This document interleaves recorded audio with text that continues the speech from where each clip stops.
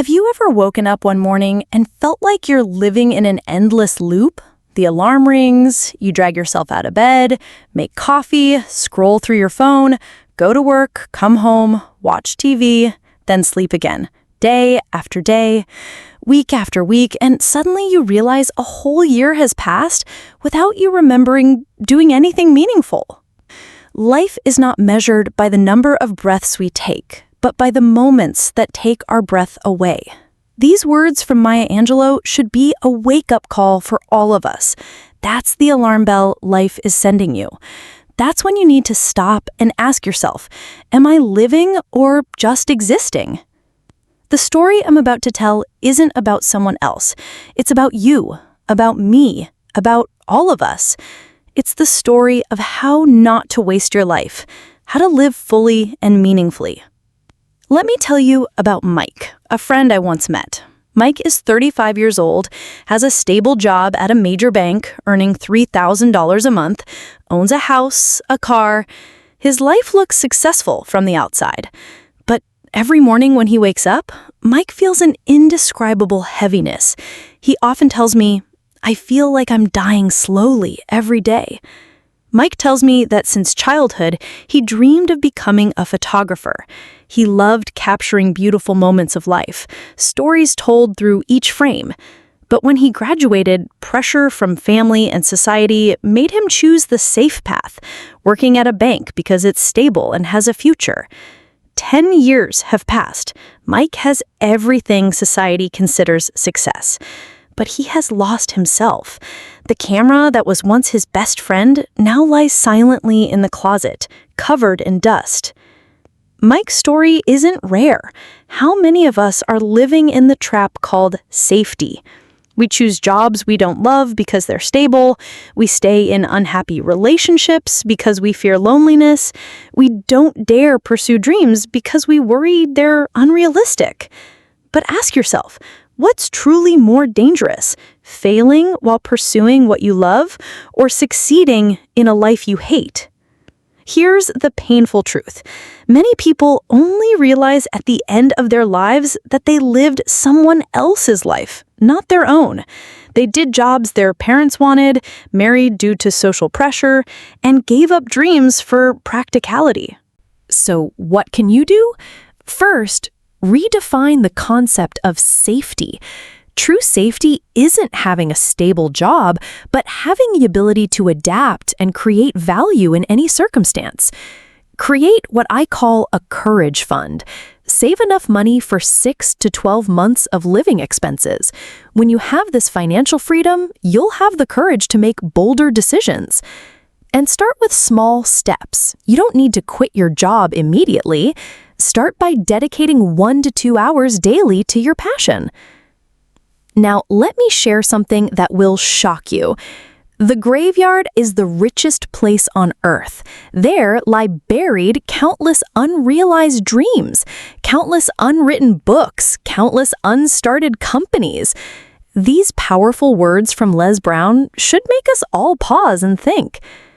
I'll never forget the story my grandmother told me before she passed away. She said, "My child, I had a dream since I was young to open a small bakery. I loved baking, loved seeing people smile when they tasted my cakes. But then I got married, had children, worried about life, and that dream kept getting pushed back until now." Her tears in that moment weren't tears of regret for what was lost, but tears of sorrow for what was never tried. Why do we kill our own dreams? First reason, fear of failure. We're so afraid of failure that we'd rather not try. But think about it. What's the worst that could happen? You fail. So what? Failure is just an experience, a lesson, not a death sentence for your worth. Second reason, social pressure. Art has no future, business is too risky. At this age, what dreams are left? These words are like poisoned arrows, slowly killing our dreams. Third reason, the illusion of perfection. We wait for the perfect moment to start. Wait to have enough money, enough time, enough experience. But that perfect moment never comes. Let me tell you about Mr. Johnson, 60 years old, who just retired. For 35 years as an accountant, he always harbored the dream of learning to paint. When he decided to register for art classes, his children said, "Dad, at this age, why learn painting?" Friends also laughed, too old to dream. But Mr. Johnson still went to class. On the first day, his hands trembled holding the paintbrush. His first strokes were clumsy, but his eyes lit up in a strange way. Those were the eyes of someone truly living, not just existing.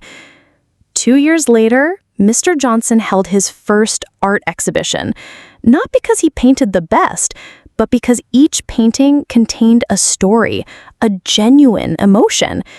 He said, "I don't regret starting late. I only regret not starting sooner."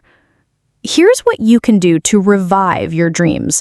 First, write down your list of dreams. Spend 30 minutes sitting quietly and write down everything you've ever wanted to do. Don't censor, don't judge, just write. Second, apply the 2-minute rule. For each dream, find an action you can do in 2 minutes right now. Want to write a book? Write the first paragraph. Want to learn music? Research classes near you. Third, find companions. Share your dreams with people who trust and support you. Avoid dream killers, those who always try to convince you that what you want is impossible. Let's talk about the most dangerous word in the dictionary: tomorrow. There's a story I often tell. A man meets death on the road. Death says, "I will come for your life next week." The man pleads, "Please give me more time." Death replies, "I already gave you 40 years. What did you do with them?" We tend to think we have endless time. I'll start next week. I'll do that when I have time. Next year I will. But here's the truth. Time is the only asset that, once lost, cannot be recovered. Let me tell you about Sarah, 25 years old, who bought a beautiful and expensive dress. She decided to save it for a special occasion. Year after year, the dress remained in the closet with the price tag still on. She always thought, there hasn't been a special enough occasion. 10 years later, when Sarah took out the dress, it was outdated and no longer fit. She sat crying, not because of the dress, but because she realized how many special occasions she'd wasted in her life. Why do we procrastinate? Psychological research shows 3 main reasons. First, fear of failure. We procrastinate because we fear the results won't meet expectations. Second, perfectionism. We wait for perfect conditions to start. Third, lack of clarity about goals. When we don't know exactly what we want, taking action becomes difficult. Here are practical strategies to beat procrastination. Use the 5-minute rule. Commit to doing something for 5 minutes. Usually after 5 minutes, you'll want to continue. Try the Pomodoro technique. Work for 25 minutes, rest for 5 minutes, repeat this cycle. Create procrastination costs. Create consequences for yourself when you don't do what you promised. For example, if you don't exercise, you'll transfer $20 to charity. Yesterday is history, tomorrow's a mystery, but today is a gift. That's why it's called the present. Eleanor Roosevelt's words remind us of the power of living in the present moment. Let me tell you about Dr. Smith's special patient. Tom, 55 years old, was just diagnosed with terminal cancer. Instead of being devastated, he had a very strange attitude. He became happier and more positive than ever. When the doctor asked why, Tom said, "Doctor, I've always lived in the future, worrying about children, work, retirement.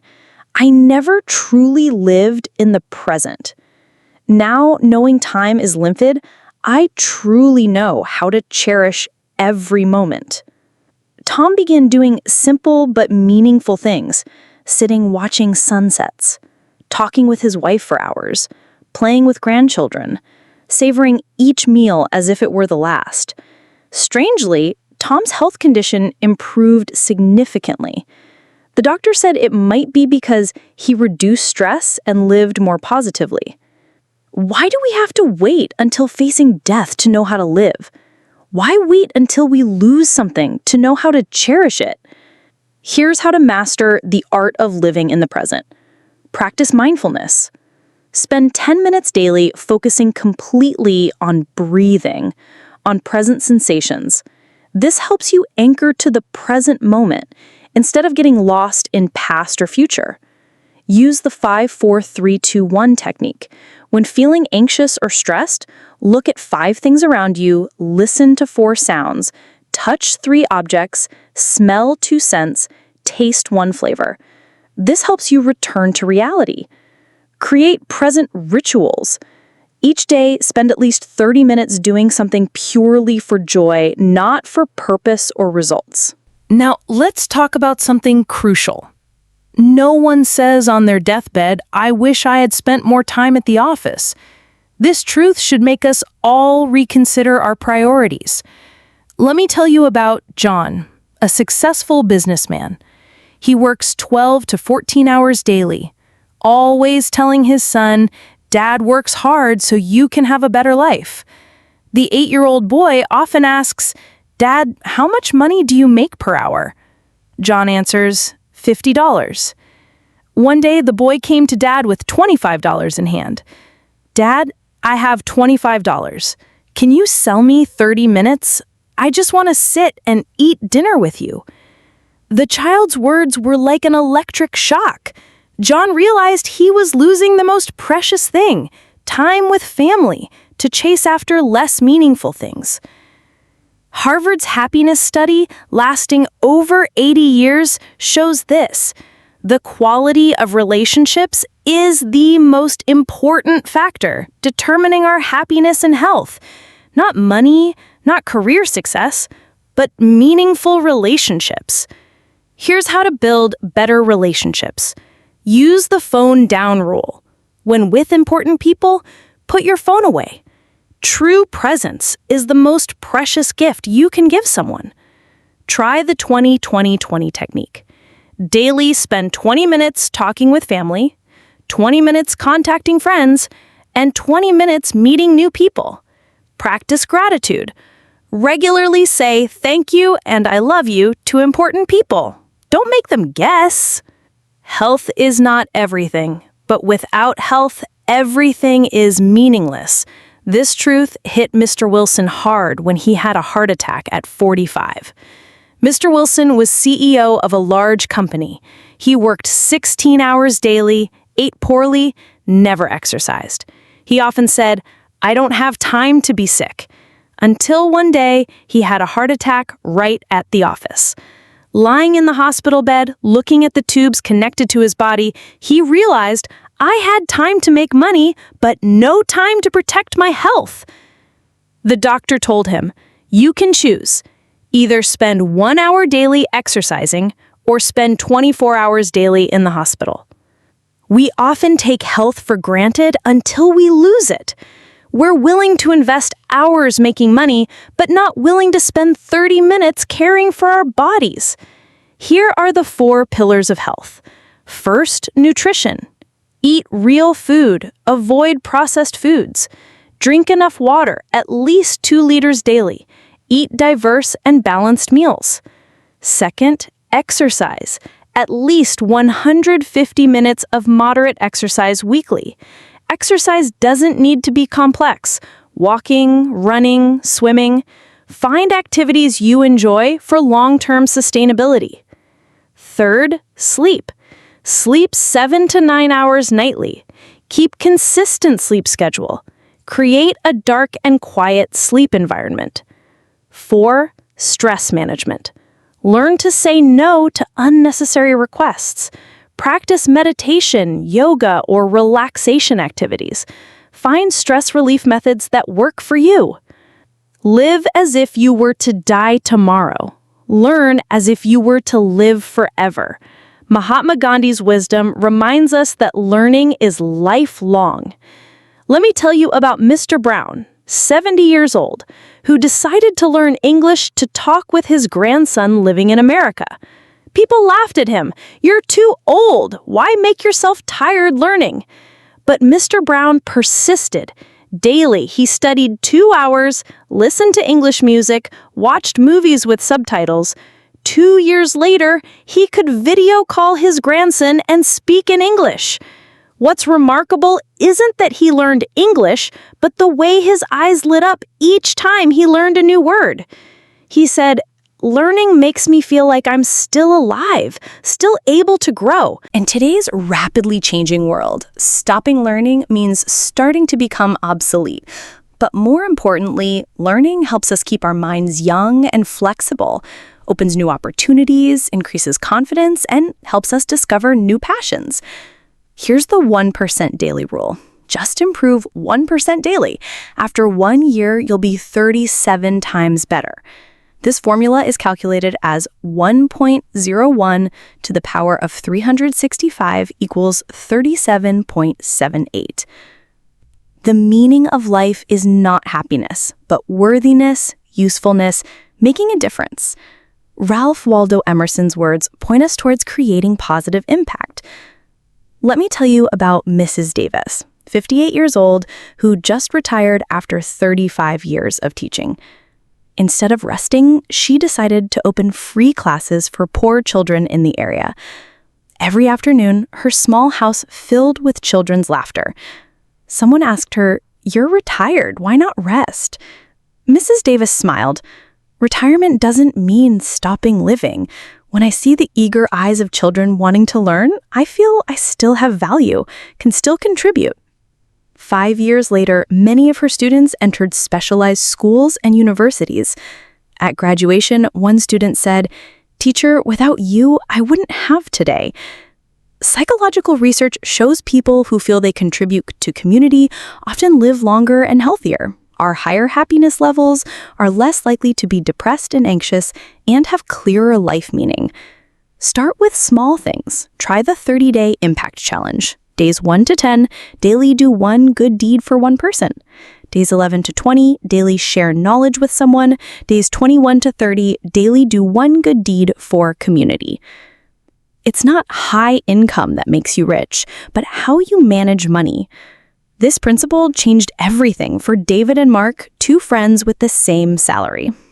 David and Mark work at the same company, same salary of $2,500 per month.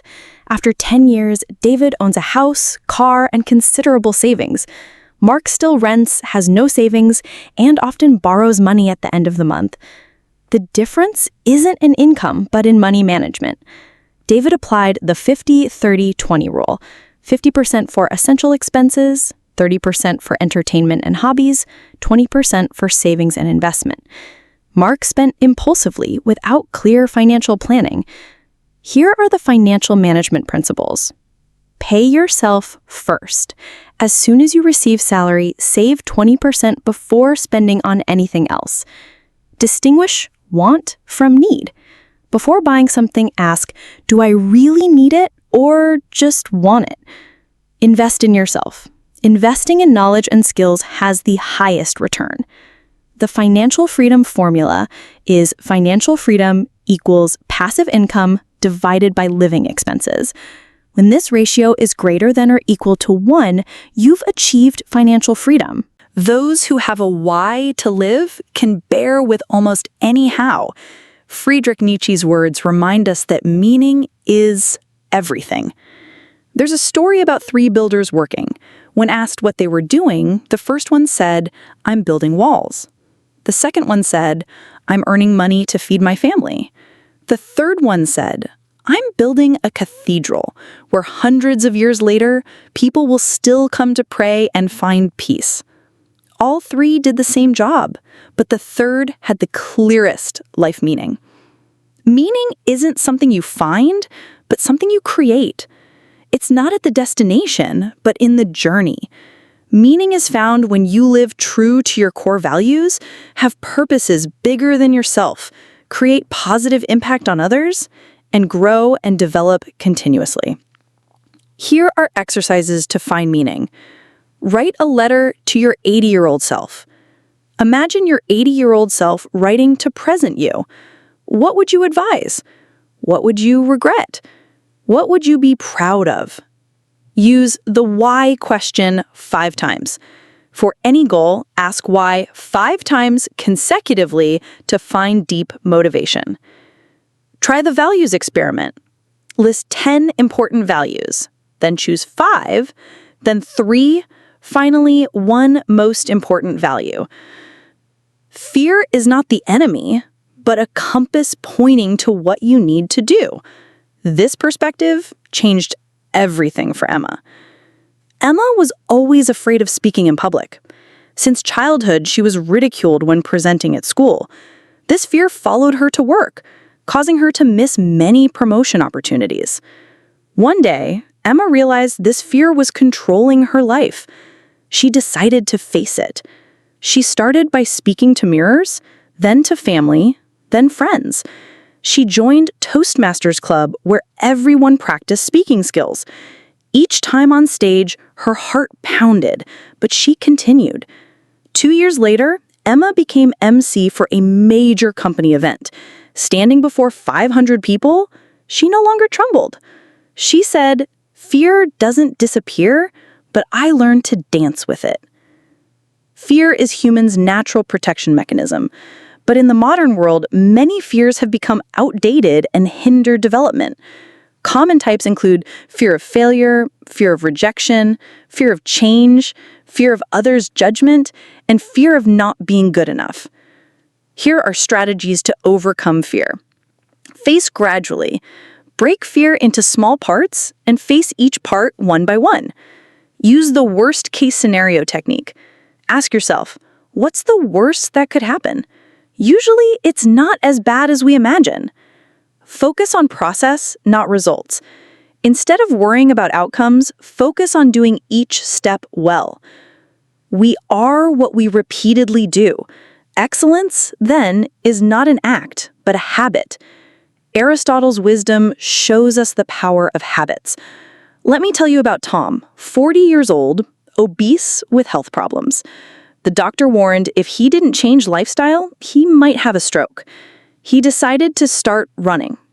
First day, he could only run 100 meters before stopping breathlessly, but he didn't give up. Second day, he ran 150 meters. Third day, 200 meters. He committed to running daily, even just 5 minutes. Rainy days, he ran in place indoors. Busy days, he ran at 5 a.m. No exceptions. 365 days later, he not only lost 44 pounds, but completed his first marathon. More importantly, he completely changed his mindset about himself. I am someone who can do what I commit to. Habits are formed through cycles: cue that triggers behavior, routine, which is the actual behavior, and reward, which is the benefits received. Here's the formula for building positive habits. Start extremely small. Instead of exercise 1 hour, start with 5 push-ups daily. Link to existing habits. After brushing teeth, I will read 1 page of book. Create favorable environment. Want to read more? Place books where easily seen, put your phone away. Track progress. Mark X on calendar each completion. Consecutive X's create motivation. Every time you say yes to one thing, you're saying no to thousands of others. This realization changed Lisa's life. Lisa always said yes to every request. Colleague needs help with extra work? Yes. Friends invite out when busy? Yes. Neighbor needs babysitting? Yes. Result was Lisa always overloaded. She had no time for herself, family, truly important things. She felt tired and frustrated but didn't understand why. Until one day, her 8-year-old daughter asked, "Mom, why don't you ever have time for me?"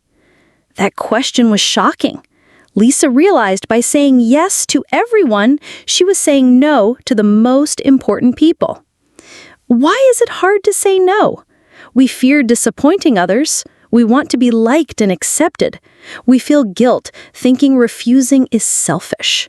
We fear missing opportunities, worrying saying no will lose good opportunities. We lack clarity about priorities. When we don't know what's important, we easily say yes to everything. Here's the art of saying no skillfully. Say no to task, not person. I can't help with this, but I can recommend someone else. Give valid reasons. I'm focusing on project X, so can't take additional work. Suggest alternatives. I can't meet at 8 a.m., but 10 a.m. works.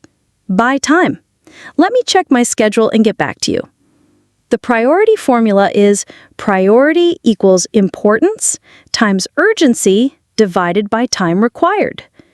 Use the Eisenhower matrix. Important plus urgent, do immediately. Important plus not urgent, schedule. Not important plus urgent, delegate. Not important plus not urgent, eliminate. Gratitude is not only the greatest virtue, but the parent of all others. Elise Wiesel's words remind us of gratitude's power. There's a story about a blind man who sat begging on the street with a sign reading, "I am blind, please help." All day, only a few coins. A writer passed by, rewrote the sign. "It's a beautiful day, but I can't see it." From then, the man received much more money. When asked why, the writer replied, "I just changed perspective. Instead of focusing on what's lacking, I helped people realize what they have." Scientific research shows people who regularly practice gratitude have 25% higher happiness levels, sleep better, have better immune systems, have better relationships, and experience less stress and depression. Here are some ways to practice gratitude. Keep a gratitude journal. Each evening, write 3 things you're grateful for that day. Write thank you letters to people who helped you. Practice gratitude meditation. Spend 5 minutes daily thinking about good things in life. Share gratitude. Say thank you frequently and sincerely. Try the 21 days of gratitude exercise. For 21 days, daily, write 3 things you're grateful for. Send 1 thank you message. Say thank you at least 5 times, and find 1 positive thing in every difficult situation. The 2 most important days in your life are the day you are born and the day you find out why. Mark Twain's words point us toward legacy. There's a story about a 70-year-old man planting trees. A young person asked, "Sir, this tree takes 20 years to bear fruit. Will you still be able to eat it?" The old man smiled. "I eat fruit from trees my grandparents planted. Now I plant trees for my grandchildren to eat." Many think legacy is only material wealth, but the most precious legacies are often values and life principles. Lessons about living righteously, about love and compassion, knowledge and experience, what you learned and passed to next generation, positive impact, people you helped, positive changes you created, and beautiful memories, happy moments you created with loved ones. Now here's the important question. If you died tomorrow, what would you want to be remembered for? Build your legacy by living true to your values, being an example of what you believe in, sharing knowledge, teaching others what you know, creating positive impact, making the world a little bit better, and recording stories, writing journals, telling stories to children and grandchildren. Now, let me end with a final story. An old man lay on his deathbed, about to pass away. He asked himself 3 questions. First, did I love with all my heart? He remembered moments holding children, times saying I love you to his wife, times helping others without expecting return. He smiled. The answer was yes. Second, did I live fully? He remembered trips, dreams fulfilled, times daring to take risks and challenge himself. He nodded, yes. Third, did I leave something meaningful? He thought of students he taught, people he inspired, good values he passed to children and grandchildren. He closed his eyes peacefully. Yes, that is a life not wasted. A life not wasted doesn't mean achieving great success or fame. It means living authentically to yourself, loving wholeheartedly, daring to pursue dreams, creating positive impact, cherishing every moment, learning and growing continuously, and leaving meaningful legacy. You have 365 times 24 equals 8,760 hours each year. If you live 80 years, you have total 80 times 8,760 equals 700,800 hours in life. Sounds like a lot, but actually, sleep takes 233,600 hours. Work takes 140,160 hours. Eating and hygiene takes 70,080 hours. Only about 257,000 hours remain. That's time you can truly control and use to create meaning. Here's the final question. When you close your eyes at life's end, what do you want to look back and see? A life full of regrets about things undone? Or a complete life full of love and meaning? The choice is yours, and that choice starts right now. After listening to this, do one simple thing. Stand up, look in the mirror. Tell yourself, I will not waste my life. Write one thing you'll change starting tomorrow. Start immediately. The best time to plant a tree was 20 years ago. The second best time is now. This Chinese proverb reminds us that it's never too late to start. Two 60-year-old friends met after 40 years. First one said, "My life went so fast, feels like yesterday I was 20.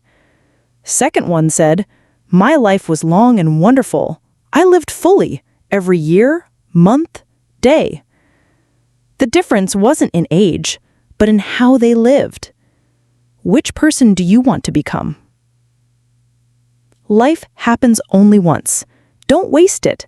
Start living today, right now, this moment. In the end, we will remember not the words of our enemies, but the silence of our friends. We will remember not ordinary days, but extraordinary moments. We will remember not how long we lived, but how we lived. Wishing you a life not wasted, a life worth living. Speak Daily English. Real English every day.